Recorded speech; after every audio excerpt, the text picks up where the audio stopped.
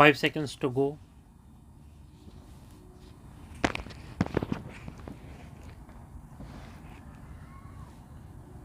Start.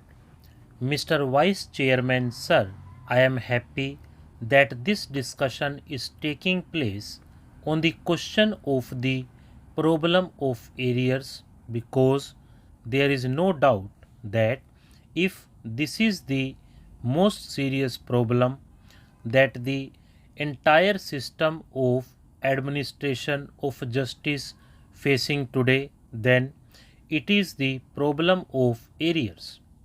Evidently, it is on account of these arrears that delays take place in settling the disputes, and if delays take place in settling the disputes, the very purpose of settling them really becomes difficult.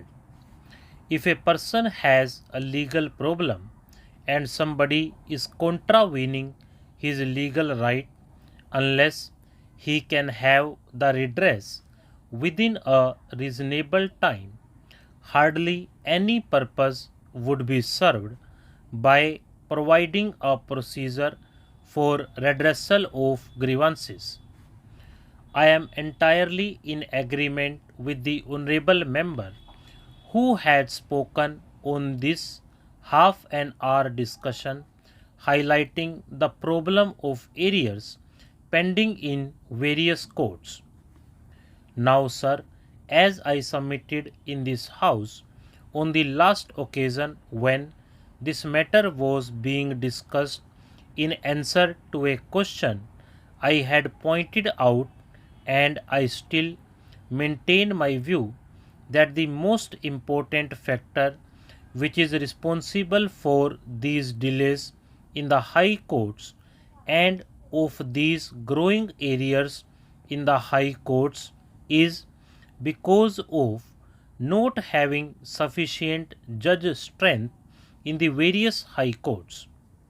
Now, sir, I would choose the conference of the Chief Justices, the yardstick which has been uniformly accepted by every authority who has the experience of working in the high courts is that 650 cases per judge is a proper yardstick to be applied in determining the average. There are some big cases, there are some short cases, and so on. The judges may also sit on benches. Two judges may sit on a bench for hearing a case. But the overall calculation is that the total number of cases that are decided by a high court judge in 1 year results in an average of 650 cases per judge per year are considered as proper and reasonable rate of disposal and of working. Every year we know how many cases are being instituted. Of course, there are various factors responsible for the increase in the number of cases I had listed on the last occasion, by which the existing rights and liabilities of the people are being altered, and so on. Now I find that other honorable members who do not happen to be lawyers keep on advancing such attractive arguments that we get charmed and we keep on listening. And particularly when those honorable members happen to be lady members and they make such beautiful speeches, then the house goes on, and half an hour discussion may become half a month discussion.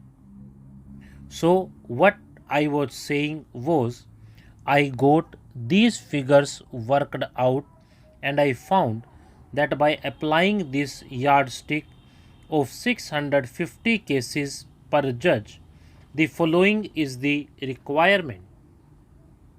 We know that in these high courts, so many cases were instituted in 1986.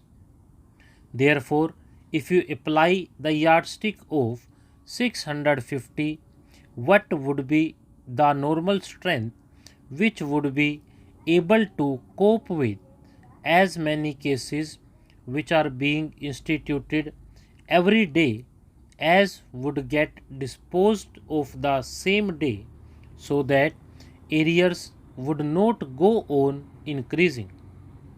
In fact, there would be a decrease in the arrears. Then, what would be the strength?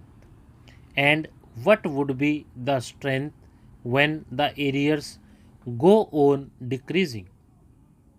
I found you need extra strength for all this by working out at 650 cases per judge. Take, for instance, the Karnataka High Court. The sanctioned strength is 14 permanent and 3 additional.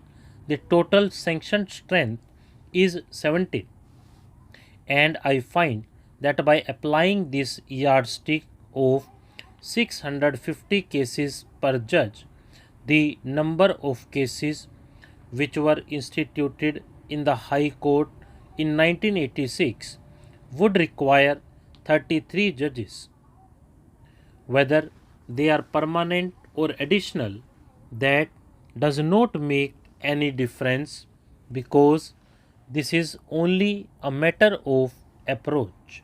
Otherwise, they dispose of the same quantity of work. So, a strength of 33 judges would be required to keep pace with the institutions every day. If you want to liquidate the arrears, first of all, the strength of 17 must be raised to 33.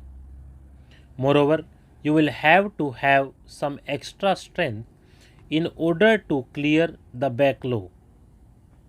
It is a question of calculation how many judges you should have for how many years in order to clear the backlog, by which time that the backlog would be cleared.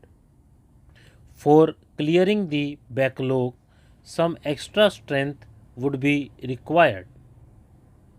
And now it is true that before the constitution was enacted, most of the high courts, except some, did not have this very useful writ jurisdiction.